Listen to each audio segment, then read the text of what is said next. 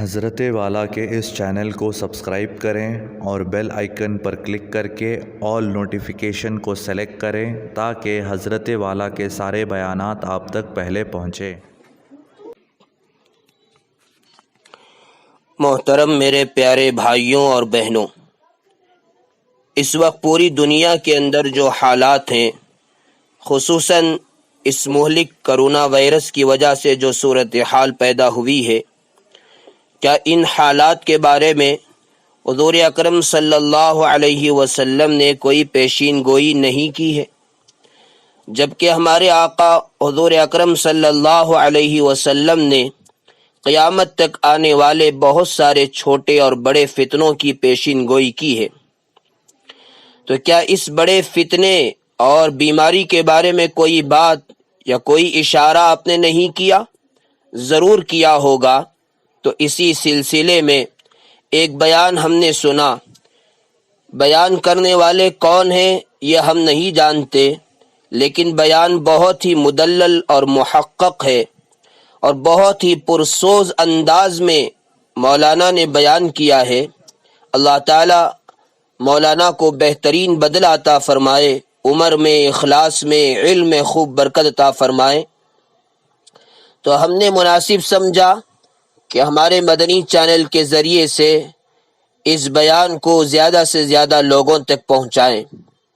اس لیے گزارش ہے کہ اس پورے بیان کو سنیں اور دوسروں تک پہنچائیں، اور خاص کر آخر میں جن 3 کاموں کو کرنے کی مولانا نے ترغیب دی ہے ان کو ضرور کرنے کی کوشش کریں۔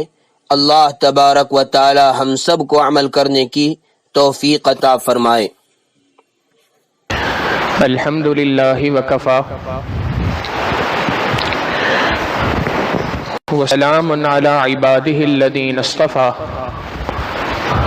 اما بعد فاعوذ باللہ من الشیطان الرجیم، بسم اللہ الرحمن الرحیم، وتلک الایام نداولها بین الناس، سبحان ربک رب العزة عما یصفون، وسلام علی المرسلین، والحمد للہ رب العالمین۔ اللہم صلی علی سیدنا محمد وعلی آل سیدنا محمد وبارک وسلم۔ اللہم صلی علی سیدنا محمد وعلی آل سیدنا محمد وبارک وسلم۔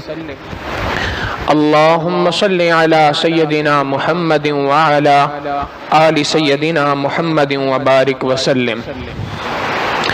اللہ رب العزت کا دنیا کے اندر ایک قانون ہے کہ انسانوں کے اوپر مختلف وجوہات کی بنا پر مختلف قسم کے حالات کو بھیجتے ہیں۔ قرآن کریم میں ارشاد فرمایا، وَتِلْكَ الْأَيَّامُ نُدَاوِلُهَا بَيْنَ النَّاسِ، ان ایام کو، ان دنوں کو ہم لوگوں کے درمیان عدلتے بدلتے رہتے ہیں، تبدیل کرتے رہتے ہیں۔ کبھی اچھائی کے دن آئیں گے، کبھی برائی کے دن آئیں گے، کبھی خیر کے دن ہوں گے تو کبھی شر کے دن ہوں گے۔ یہ سارے کے سارے حالات، سارے کے سارے دن اللہ رب العزت کی جانب سے انسانوں کے اوپر ہوتے ہیں۔ آج ہم جس دور سے گزر رہے ہیں اس کے بارے میں ایک بات بہت پکی ہے، اور وہ یہ ہے کہ ہم اپنی بے علمی اور بے عملی کے ساتھ آج اس دور کے اندر زندہ ہیں جس دور میں پیدا ہونے سے ہمارے علم والے اور عمل والے اکابر اللہ کی پناہ مانگا کرتے تھے۔ ہمارے وہ اکابر جو علم والے بھی تھے، عمل والے بھی تھے، ان دونوں چیزوں کے ساتھ ساتھ وہ اس دور کے اندر زندہ رہنے سے اللہ کی پناہ مانگا کرتے تھے۔ ہم اور آپ اس دور کے اندر اپنی بے علمی اور بے عملی کے ساتھ زندگی گزار رہے ہیں۔ نبی علیہ السلام نے قرب قیامت کی بہت ساری نشانیاں احادیث مبارکہ میں ذکر فرمائی ہیں۔ بعض نشانیاں وہ ہیں جو نبی علیہ السلام کے زمانے سے بہت زیادہ قریب، اور بعض نشانیاں وہ بیان فرمائی جو دجال کے ظہور کے بعد کی نشانیاں ہیں، جو بالکل قیامت کے ساتھ ملی ہوئی ہیں۔ اور بعض نشانیاں وہ بیان فرمائیں جو دجال کے ظہور سے پہلے کی نشانیاں ہیں. ان دنوں کو کہا جاتا ہے احادیث مبارکہ کی روشنی میں ایام الفتن، فتنوں کے دن. حدیث مبارکہ میں آتا ہے نبی علیہ الصلوۃ والسلام نے فرمایا کہ قرب قیامت کے وقت فتنے اس تیزی کے ساتھ امت کے اوپر آئیں گے جیسے ایک تسبیح ٹوٹتی ہے اور دانے ایک ساتھ تیزی کے ساتھ نیچے گرنا شروع ہوتے ہیں. بالکل اسی طریقے سے امت کے اوپر قیامت کے قریب فتنے اس طریقے سے تیزی سے آنا شروع ہو جائیں گے. تو احادیث مبارکہ کے اندر ایک باقاعدہ الگ چیپٹر ہے، ایک باب ہے جس کو ایام الفتن کہا جاتا ہے. اس دور کے جتنے مشائخ موجود ہیں، جو محدثین اور بڑے بڑے علماء موجود ہیں، وہ تمام کے تمام اس بات پر متفق ہیں. وہ سارے کے سارے اس بات کو تسلیم کرتے ہیں کہ احادیث مبارکہ کے اندر ایام الفتن، فتنوں کا دور جس دور کو کہا گیا ہے، اس دور کی ابتدا اب ہو چکی ہے.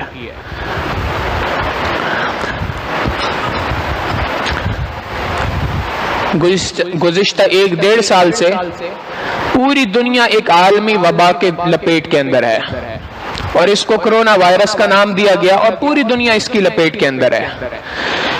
اس وبا کا زمینی ہونا یا آسمانی ہونا یہ اللہ بہتر جانتا ہے، مگر اس وبا کے وبا ہونے کے اندر کسی قسم کا اختلاف نہیں ہو سکتا. وبا ہے اور اللہ رب العزت کے حکم سے ہے، اللہ کے حکم کے بغیر نہیں آ سکتی. مگر ایک سوال ذہن میں پیدا ہوتا ہے کہ اللہ کے محبوب صلی اللہ علیہ وسلم نے قرب قیامت کی جہاں چھوٹی چھوٹی نشانیاں بتائی ہیں، ایک ایسی عالمی وبا کہ جس کی وجہ سے پوری دنیا کے اندر تبدیلی آ گئی ہے، کیا اس کے بارے میں بھی کوئی بات احادیث میں ذکر فرمائی؟ تو بعض حضرات نے، بعض علماء اکرام نے اس کے اوپر بھی کام کیا، اور انہوں نے واقعی اس بات کو ڈھونڈ نکالا کہ احادیث مبارکہ میں اس عالمی وبا سے متعلق بھی اللہ کے محبوب صلی اللہ علیہ وسلم نے پیشن گوئی بھی فرمائی ہے، اور اس سے متعلق چند باتیں بھی ارشاد فرمائی ہیں. بخاری شریف کی روایت ہے، حضرت عوف ابن مالک رضی اللہ تعالیٰ عنہ روایت کرتے ہیں، نبی علیہ الصلوۃ والسلام نے فرمایا قرب قیامت کی، قیامت سے پہلے 6 نشانیوں کو گن لو. 6 باتیں ہیں جو قیامت سے پہلے آئیں گی. 2 باتیں وہ ارشاد فرمائیں جو اللہ کے محبوب صلی اللہ علیہ وسلم کے زمانے کے ساتھ ملی ہوئی تھیں. 3 باتیں وہ ارشاد فرمائیں جو دجال کے ظہور کے بعد کی علامات ہیں، اور درمیان کی ایک بات وہ ارشاد فرمائی کہ انسان اگر اس کی تحقیق کرے، اس کو پڑھے تو بڑا حیران ہوتا ہے کہ واقعی یہ ایک پیغمبر کی زبان سے بات نکل سکتی ہے، عام آدمی ایسی بات 1400 سال پہلے نہیں کر سکتا. نبی علیہ الصلوۃ والسلام نے فرمایا کہ سب سے پہلی نشانی قرب قیامت کی میری موت، میرا اس دنیا سے چلا جانا. یہ نبی علیہ الصلوۃ والسلام کے زمانے سے قریب کی نشانی ہے. دوسری نشانی فرمائی بیت المقدس کا فتح ہو جانا، یہ بھی اللہ کے محبوب صلی اللہ علیہ وسلم کے زمانے سے ملی ہوئی بات ہے. سیدنا عمر فاروق رضی اللہ تعالیٰ عنہ کے دور کے اندر بیت المقدس فتح ہوا. تیسری نشانی وہ بیان فرمائی جو دجال کے ظہور سے بہت زیادہ قریب کی نشانی ہے، اور فرمایا موتان کثرت کے ساتھ اموات واقع ہوں گی. وہ اموات کیسے واقع ہوں گی؟ یأخذ فیکم، تمہیں اچک لیں گی، وہ موت تمہارے اوپر آ جائے گی کقعاص الغنم. ایک ترجمہ تو اس کا یہ کیا جاتا ہے جیسے بھیڑ بکریوں کے اندر موت واقع ہوتی ہے، اس طریقے سے تمہارے اندر بھی اموات واقع ہو جائیں گی. مگر ایک عربی زبان کی کتاب ہے محاوروں کی، جس کے اندر عربی زبان سے متعلق جتنے محاورے ہیں ان کی تفصیلات بیان کی گئیں. لسان العرب اس کتاب کا نام ہے. اس کتاب کے اندر اس بارے میں لکھا ہے کہ قعاص الغنم ایک بکریوں کے اندر، جانوروں کے اندر پائی جانے والی ایک خاص بیماری کا نام ہے. وہ بیماری کیا ہے؟ وہاں پر وہ لکھتے ہیں داءن، یہ ایک ایسی بیماری ہے یأخذ فی الصدر، جو سینے کے اندر واقع ہوتی ہے. کأنہ یکسر العنق، وہ ایک ایسی بیماری ہے جو سینے کے اندر داخل ہوتی ہے اور اس کے بعد انسان کے سینے کے اندر ایسی چیز کو پھیلا دیتی ہے کہ جس کی وجہ سے سانس لینا مشکل ہو جاتا ہے. کأنہ یکسر العنق، گویا کہ اس کی گردن اب ٹوٹ جائے گی. احادیث مبارکہ میں اتنے واضح الفاظ کے ساتھ اللہ کے محبوب صلی اللہ علیہ وسلم نے اس کو قرب قیامت کی نشانیوں میں سے ایک نشانی بیان فرمایا. پھر اسی بات کو اللہ کے محبوب صلی اللہ علیہ وسلم نے مزید تفصیل کے ساتھ ارشاد فرمایا. چنانچہ ایک بہت بڑے محدث ہیں، ان کا نام ہے نعیم ابن حماد. انہوں نے اپنی کتاب کتاب الفتن، آثار قیامت، قیامت سے پہلے جو فتنے واقع ہوں گے اس کے بارے میں اللہ کے محبوب صلی اللہ علیہ وسلم نے کیا باتیں ارشاد فرمائی ہیں ان کو ایک جگہ پہ جمع فرمایا. سیدنا ابو ہریرہ رضی اللہ تعالیٰ عنہ کی روایت ہے کہ نبی علیہ الصلوۃ والسلام نے فرمایا کہ قرب قیامت کے وقت پر 4 بڑے فتنے رونما ہوں گے. 3 فتنوں کا تعلق ہمارے اس موضوع کے ساتھ نہیں ہے. چوتھا فتنہ فرمایا عمیاء مضلۃ تمور مور البحر، یہ ایک ایسا فتنہ ہوگا جو اندھا ہوگا اور تاریک ہوگا، جو اندھا ہوگا اور تاریک ہوگا. محدثین نے لکھا کہ اس کا معنی یہ ہے کہ یہ فتنہ انسان کو آنکھ سے نظر نہیں آئے گا، اور دوسری بات کہ اس فتنے کا فتنہ ہونا بھی انسان کو سمجھ نہیں آئے گا کہ یہ بھی کوئی فتنہ ہو سکتا ہے. فرمایا اندھا اور تاریک ہوگا، سمندر کی موجوں کی طرح اس کی موجیں ہوں گی. ایسے سمندر کی موجیں ہوتی ہیں، جس طرح سمندر کی ویوز ہوتی ہیں، اس کی بھی اسی طریقے سے مختلف ویوز ہوں گی، مختلف موجیں ہوں گی، لہریں ہوں گی. لوگوں کو اس فتنے میں بری طریقے سے لوگ پھنس جائیں گے. اتنے پھنسیں گے کہ برائی کو بھلائی کہا جائے گا، بھلائی کو برائی کہا جائے گا، اچھائی کو برا سمجھا جائے گا اور برائی کو اچھا سمجھا جائے گا. اور اس فتنے کا معنی، اس فتنے کے ساتھ معاملہ یہ پیش آئے گا، لوگ اس فتنے کو ایک طرف سے بند کریں گے، یہ دوسری طرف سے کھل جائے گا، دوسری طرف سے بند کریں گے، پہلی طرف سے کھل جائے گا. اور آخری اس کے بعد اگلی اہم بات جو اللہ کے محبوب صلی اللہ علیہ وسلم نے فرمائی، اموات تو ہوں گی اس کے اندر، بیماریاں تو آئیں گی، مگر اللہ کے محبوب صلی اللہ علیہ وسلم نے اگلی بات جو ارشاد فرمائی انسان سن کر کانپتا ہے. فرمایا کہ یہ وہ وقت ہوگا جس وقت کے اندر ایک شخص صبح کو اٹھے گا تو مؤمن ہوگا، شام کو اپنے بستر پہ جائے گا تو کافر ہوگا. یعنی انسان کا ایمان اتنا ڈگمگا رہا ہوگا اس فتنے کے اندر کہ اس کا ایمان کب اس سے سلب ہو گیا یہ اس کو خود سمجھ نہیں آئے گی. گویا اس حدیث مبارکہ سے 2 باتیں پتہ چلی. ایک بات تو یہ پتہ چلی کہ یہ اموات کی صورت میں، مختلف بیماریوں کی صورت کے اندر ایک وبا کا دنیا کے اندر آنا، یہ نبی علیہ الصلوۃ والسلام نے اس کو ارشاد فرما دیا قرب قیامت کی نشانی ہے. اور ساتھ ہی یہ بات بھی ارشاد فرما دی کہ اس وقت پر سب سے بڑا مسئلہ یہ ہوگا کہ تمہارے عقیدے کے اوپر ضرب لگے گی، تمہارے ایمان کے اوپر ضرب لگے گی، تمہارے لیے ایمان کا بچانا مشکل ہو جائے گا. ایمان کا ڈگمگانا اتنا زیادہ ہو جائے گا کہ کس بندے کے دل سے، اس کے سینے سے ایمان کس وقت پہ چھین لیا گیا اس کے بارے میں کوئی بات نہیں کہی جا سکتی. آج ہم اگر اس وبا کے اوپر غور کریں تو 3 مختلف مراحل کے اندر اس وبا کے ذریعے سے انسان کے ایمان کو ڈگمگانے کی باتیں کی جا رہی ہیں. انسان کا ایمان کس طریقے سے ڈگمگاتا ہے اس وبا کے اندر 3 طریقوں سے بات سمجھ میں آتی ہے. پہلی اسٹیج بیان کی کہ پوری دنیا کے اندر یہ بات پھیلا دی، جی وبا پھیل رہی ہے، مساجد کو بند کر دو، مدارس کو بند کر دو، دعوت و تبلیغ کا کام ہے اس کو بند کر دو، خانقاہوں کو بند کر دو. کیوں بند کر دو؟ وبا پھیل رہی ہے. اس وبا کے پھیلنے کے اوپر خوب اس بات کے اوپر زور دیا گیا، خوب کوشش کی گئی کہ کسی طریقے سے مسلمانوں کے ایمان کے بچانے کے جو مراکز ہیں ان مراکز کو کسی طریقے سے بند کر دیا جائے. حرمین کو بند کر دو، طواف کو روک دو. کیوں روک دو؟ اس لیے کہ اس کے ذریعے سے مسلمانوں کے ایمان کو بچانے کی محنت ہوتی ہے، اس محنت کو کسی طریقے سے روک دو. حقیقت یہ ہے کہ جس طریقے سے احتیاطی تدابیر کے ساتھ آج میڈیا ہاؤسز کا کھولنا ضروری ہے، جس طریقے سے احتیاطی تدابیر کے ساتھ بینکس کا کھولنا ضروری ہے، اس سے کہیں گنا زیادہ ضروری ہے کہ احتیاطی تدابیر کے ساتھ مدارس کو بھی کھولا جائے، مساجد کو بھی آباد کیا جائے، دعوت و تبلیغ کے کام کو بھی دوبارہ سے جاری رکھا جائے. ان تمام کاموں کی ضرورت ہے. تو ایک طریقے سے مسلمانوں کے جو دینی مراکز تھے ان مراکز سے مسلمانوں کا رشتہ توڑنے کی کوشش کی گئی. یہ پہلا عقیدے کے اوپر، ایمان کے اوپر حملہ ہوا. اور اس سے اگلی بات کہ اس وبا کے ذریعے سے، اس بیماری کے ذریعے سے مسلمانوں کے اندر، ایمان والوں کے اندر موت کا ایک خوف بٹھا دیا گیا یہ موت کا خوف اتنا پھیل گیا کہ انسان زندہ رہتے ہوئے بھی مردوں والی زندگی گزار رہا ہے. ہر وقت صبح شام جب کسی سے ملو موت کے اس خوف کے اندر مبتلا ہے. سینکڑوں لوگوں کو آپ بھی جانتے ہوں گے, ہم بھی جانتے ہیں کہ جنہوں نے اس وبا کے شروع ہونے سے لے کے اب تک اپنے آپ کو گھروں کے اندر قید کیا ہوا ہے. مسجد کے اندر نہیں جاتے, اچھے بھلے نمازی تھے, 5 وقت کی نماز کے لیے مسجد کے اندر آتے تھے, جمعے کے لیے مسجد کے اندر آتے تھے, اب عید کے لیے مسجد کے اندر آنا مشکل. کیا ہوا جی؟ وبا پھیلی ہوئی ہے, ڈر لگتا ہے کہ کہیں میں اس وبا کی لپیٹ میں نہ آ جاؤں. تو ایک موت کا خوف ہے جو ہر بندے کے اوپر طاری کر دیا گیا. مسلمان کا حال یہ ہے کہ مومن آدمی موت سے نہیں ڈرا کرتا, مومن آدمی ہمیشہ اس موت کو سینے سے لگاتا ہے, گلے سے لگاتا ہے. کیوں؟ حدیث مبارکہ میں آیا, نبی علیہ الصلوۃ والسلام نے فرمایا تحفۃ المؤمن الموت, مومن کے لیے موت جو ہے وہ ایک تحفہ ہے.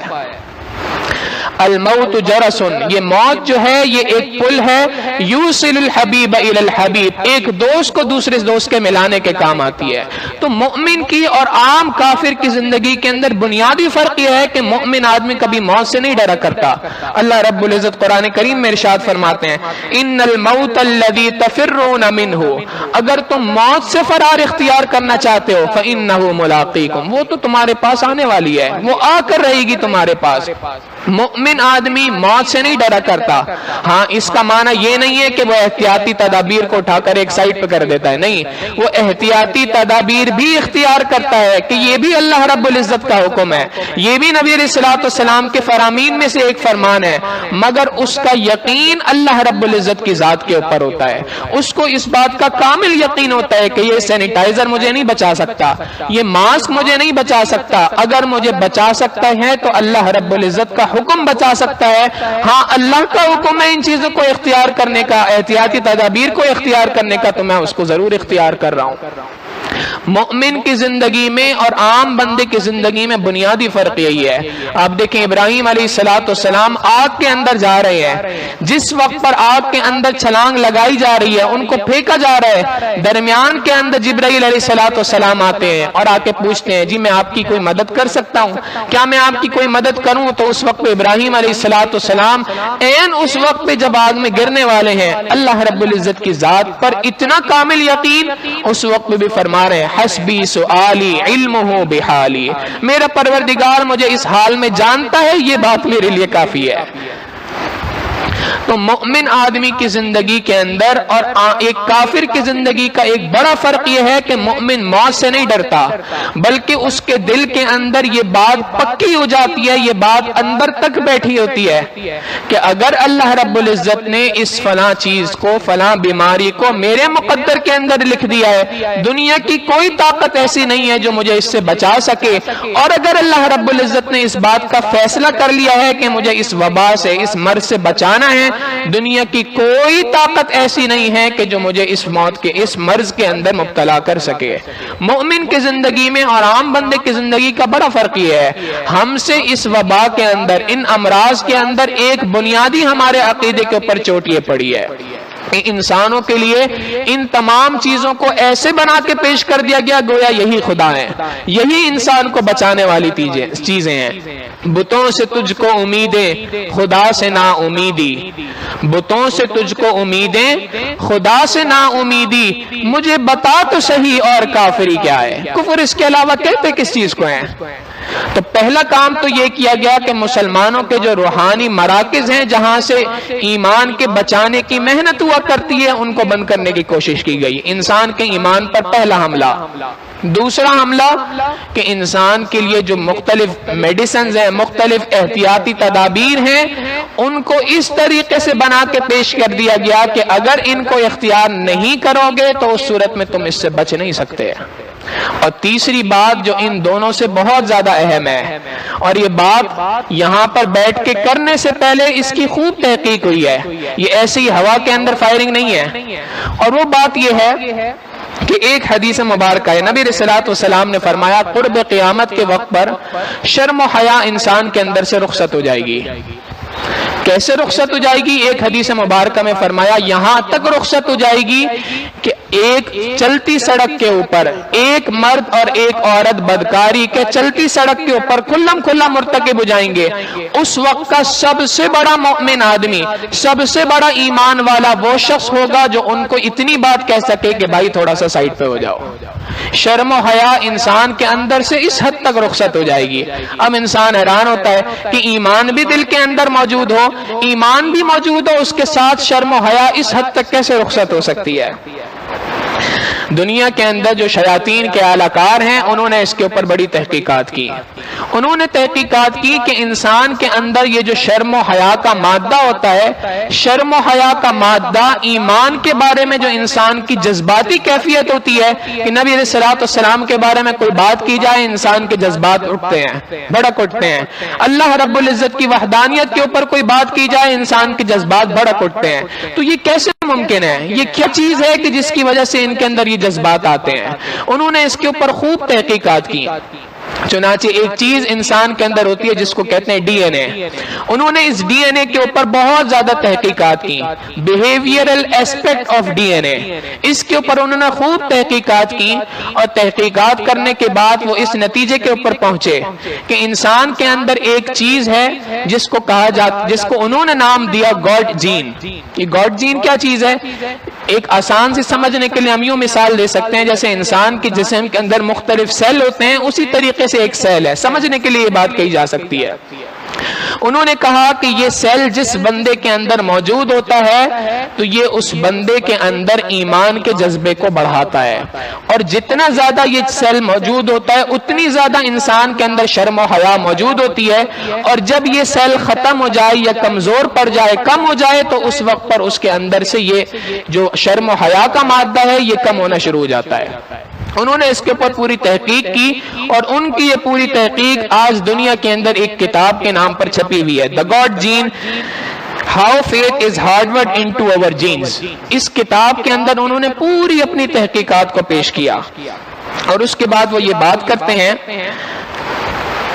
یہ تحقیق 2005 کے اندر ہوئی، اور 2005 کی اس تحقیق کے بعد وہ اس نتیجے کے اوپر پہنچے کہ اگر کسی بیماری کے بعد کسی انجیکشن کے ذریعے سے کوئی دوا انسان کے اندر پہنچائی جائے تو اس دوا کے ذریعے سے ایک ایسی چیز انسان کے جسم میں پہنچائی جا سکتی ہے جس سے گاڈ جین انسان کی تباہ ہو جائے، یہ گاڈ جین ختم ہو جائے، یہ سیل ڈسٹرائے ہو جائے، اور اس کے ڈسٹرائے ہونے کے بعد انسان کے اندر سے شرم و حیا کا مادہ رخصت ہو جائے گا۔ اس مادے کا انسان کے اندر سے ختم ہو جانا بہت آسان چیز ہے۔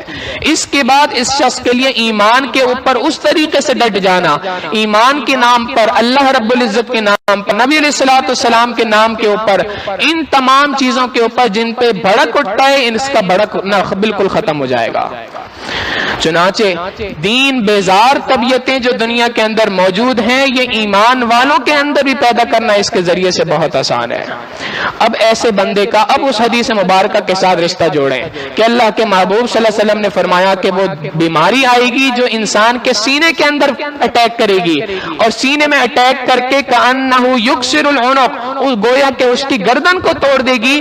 اس بیماری کے آنے کے بعد انسان کا ایمان اتنا مشکل ہو جائے گا کہ ایک بندہ صبح کو مومن ہوگا، شام کو اپنے بستر کے اوپر جائے گا تو وہ شخص کافر ہوگا۔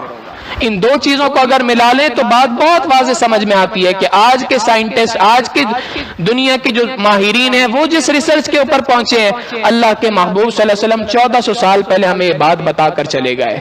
لہٰذا بعض ماہرین کی یہ رائے ہے کہ آج اس وبا کے اوپر جو ویکسین کے نام پر ایک چیز دنیا کے اندر لگائی جا رہی ہے، اس ویکسین کے اندر ایک عنصر یہ بھی شامل ہے۔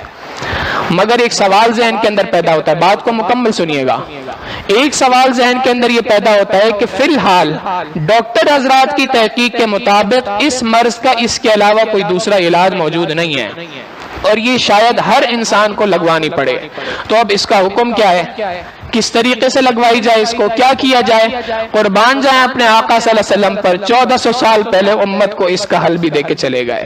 نبی علیہ الصلوۃ والسلام نے اسی حدیث مبارکہ کے آخر میں فرمایا کہ ایمان اتنا ڈگمگائے گا، اور آگے فرمایا وَلَا يَنْجُو مِنْهَا إِلَّا مَنْ دَعَا كَدُعَاءِ الْغَرْقِ فِي الْبَحْرِ۔